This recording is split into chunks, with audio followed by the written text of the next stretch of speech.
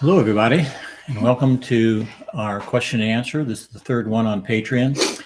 We got some good questions today, so I think we'll just get started.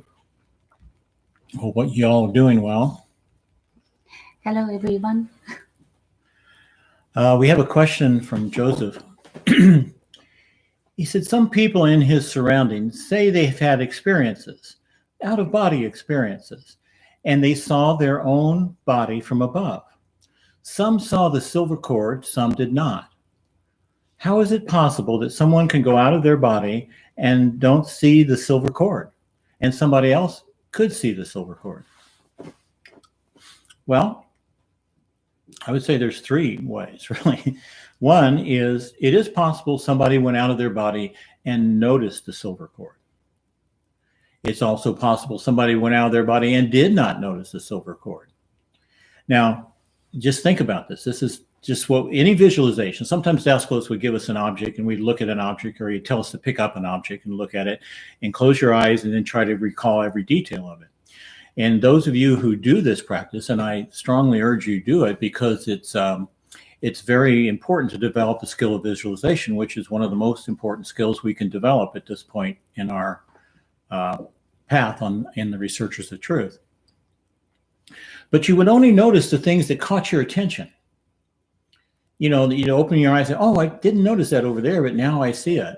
So in the same way, it's possible for someone to go out of their body and not notice that. Also, it's possible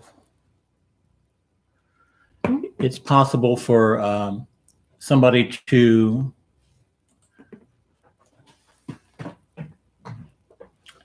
not go out of their body, but imagine they went out of their body.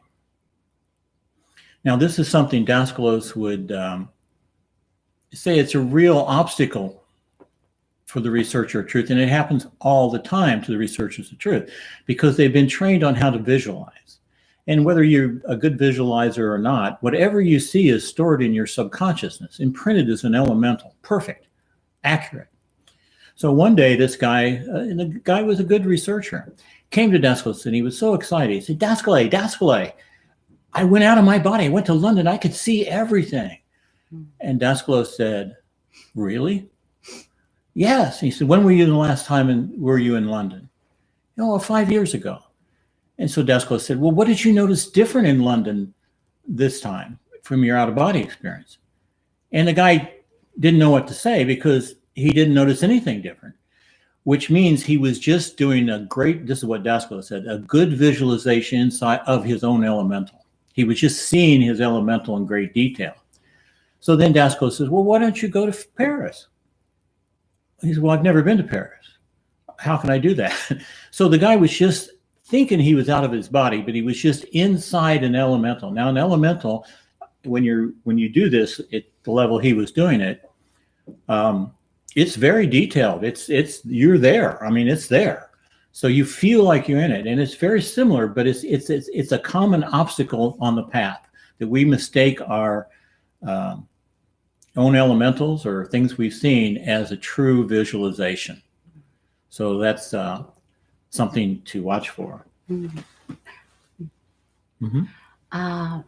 Until we reach self-realization, it's a little discouragement, but most of the OBE is held in our psychoanalytical shell. So answering to this question, so some people see the silver cord, some people don't see the silver cord or sometime, which means like people who are visualizing ourselves out of body experience, like connecting with silver cord, most likely see the silver cord. But the people don't have the image of that, don't see the silver cord. But it depends on the condition. But what we can say now here is until we reach the self-realization, most likely our OB experience is held in our psychoanalytical shell. Yeah, and we're talking about the silver cord, but maybe we should define what the silver cord is. It's an etheric connection between the bodies. And there's actually one silver cord, but 3 parts to it. The first part attaches to the solar plexus of our material body, the etheric double of our solar plexus material body. The second one attaches to the etheric double of the heart of the psychical body, heart center of the psychical body. And the third attaches at the etheric double of the mental body or the noetical body. So what happens is this is where the connection comes to our I-ness, to our real self. And it's also where the pulse of life comes in to our body as well. It comes in at the heart too. It comes in all 3, but nonetheless, it's what keeps the body alive. It helps keep the body alive. Now, what happens when you die? The material body dies. Well, that cord is immediately cut by Raphael because it's etheric, so it's under his domain. It's immediately cut by Raphael, and Michael escorts the personality, your self-awareness, whatever state it's in, to the plane in the psychical worlds that you are most in harmony with. So what happens to that cord? Well, it gets cut, so it's done its work. It doesn't have any more work to do, so it goes back to the noetic. Same thing with the psychical body. When you have the second death, the psychical body dissolves. You go back. I mean, the cord gets cut and goes back to the noetic state. And same with the mental body between incarnations. So that's just a little something about it. This next question, how can I make some kind of contact with someone who has passed over? Well, there's a great range here. So let's start at the top. An invisible helper who works on the inner planes can easily go into the psychical plane to the shell of somebody, because remember, they're inside their own shell, and they can enter that shell very easily and just know everything that's going on with that person, all their psychological state, let's call that. But who can do that? Only advanced masters who know the way can do that. So for the common person, we're not able to just do that. Now they do it by how can they find them? How can they find people like that? Well, everybody has its own unique vibration, its own tonality, its tone, which is a vibrational rate, which becomes, once they pass over, their psychonoetical address. So a mystic who can tune into that can follow that and go to their address, just like someone in this world can come to our address wherever we are located in the physical world. But for a common person, of course, they don't know that. But it really depends upon, for a common person, if there was a real love connection between the people. If you didn't love them, it's pretty hard to make contact. But if you love them and they loved you, that bond stays. It doesn't ever get broken. When you pass over, it'll be there. It's there. When they pass over, both pass over, it's there. And it's through that bond of love, through that connection of love to the other person, that we can send messages to them. Now, they may not know that you're on the other side and you're sending the message.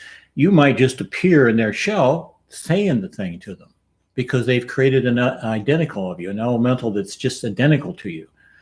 And they will interact with that. But it's a connection. It's connected to you too. So the most important thing, if you want to try to make contact, is just simply remember the person. Remember the love you felt for them. Remember the love they felt for you. Close your eyes and try to enter into that vibration, and then tell them what you want to tell them. Creating a white light, a pure white light, especially the people who passed on, we create a white light and do what Daniel says. Then even though we can't experience it or can see it clearly, but it reaches to the other side and they can feel and see it, what you are doing. We have a question that says, what should a person do if they are treated quite badly for many years by their partner? I've heard this question before. It's up to the person. Is it up to the person to stay with them and keep trying to show them another way over and over again? Or may they also leave that person? For example, if a husband is abusing the wife, must that wife stay with the husband because a researcher of truth promises to love and serve everyone, no matter what their behavior is toward them? Did Daskalos ever raise this sort of topic? May the wife leave, but try to keep love in their heart for the man and not hostility. I'm sorry for the unpleasant question, but I would deeply appreciate your opinion on this topic.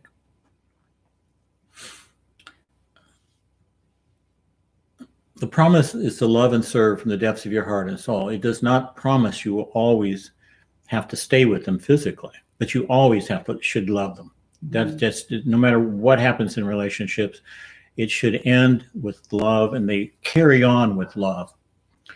Daskalos, Daskalos was so, he told you answers to things by telling you stories. So I'll tell you the story that he told about this topic. And it's a true story. There were people in his neighborhood. He lived in a little quarter of Nicosia, a suburb of Strovolos. It's a little tiny quarter, and people's houses are very close together and everything. And there was one family in the neighborhood that nobody liked. They were always causing trouble, complaining, blaming neighbors all the time. They were doing just troublemakers, which you would call them. Very disagreeable people. And also, Daskalos, he knew what was going on in every household around his neighborhood, as far any household he wanted to, but for sure in his neighborhood. And it came to his attention one time that these people were really needed money. They were in trouble, and they didn't have enough money to pay the bills and all that kind of thing. So one night, he anonymously put money in an envelope, went over and slipped it under their door. Goes on for a while. Next thing you know, they're at his door with the police. And the family, the couple, had accused him of stealing something from their house. And so, of course, I said, no, I didn't steal anything. In fact, I gave you money on this date in an envelope, and it was this much money. And the people were like, and the police said, and so they left. But the people stayed, and I said, oh, we're so sorry. We're so sorry. Now, they had caused a lot of trouble, and they had accused him of things before, I believe. And so it wasn't really a good harmony. There was not the right thing. So they're sitting there, oh, sorry. Oh, we love you. Can we come to your lessons? And he said to them, this is interesting. He said, I love you too, but it's better you not come around. And so he did not allow them to come and visit him because they were troublemakers, and they just would keep causing trouble with the circle. So we have the right to say, we may say it this way: our love is unconditional, but our desire to stay around people maybe isn't unconditional. But our love has to be unconditional. We always have to love, no matter what they've done to it. And when people came to Christ and complained about other people, he had nothing to say but forgive them. And that's the reason. The reason was he did not see the wrongdoers the way the complainer did. So all he could tell the complainer was to forgive them. It didn't mean you have to be abused by him. This is not a teaching of love everybody and serve everybody. It's not a teaching that we should be a doormat to anybody. So keep that in mind. Yes, the research of truth, we have a promise, number 5, to love and serve fellow human beings sincerely from the depths of my heart and soul, no matter what their behavior may be towards me. Yes, we have to manifest it one by one, even with a close relationship, but it doesn't mean we should not, it doesn't mean we can't protect anything from a relationship. We should protect ourselves, and we should keep proper distance physically, psychically, and noetically. So we have to protect ourselves, and also we should not get trapped in playing a role of victim, being masochistic. masochistic. Masochistic. So, which means don't get caught of playing the role of being victims. So, always we have to try to love as best as we can. But what it doesn't mean we can't separate physically. If we need it, it's okay. Take the proper distance. Just like every planet has a proper distance, harmoniously. So we will know which distance is the appropriate in that relationship. We will know it. And the close relationship, usually when each person finishes to learn. In the relationship, we learn each other. But when we finish learning each other, then the universe gives us the time to separate,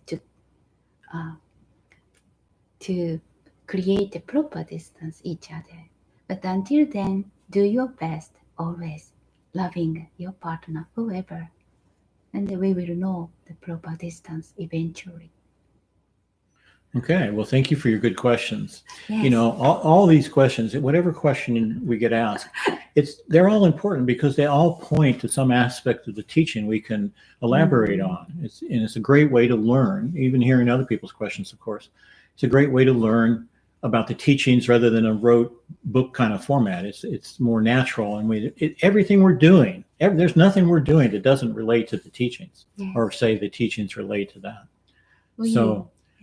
We are really we are really appreciating this opportunity. I have one favorite Daskalos's word, which is he said, even small bread, when we share something, we don't need to be a millionaire. Even small bread, we can share, into half. We can share and enjoy together. For me, this opportunity is something like share something which we can do, we can provide, and we can share with the people who has questions. So we really appreciate all your questions. Thank you very much. Thanks for coming. We'll see you next month.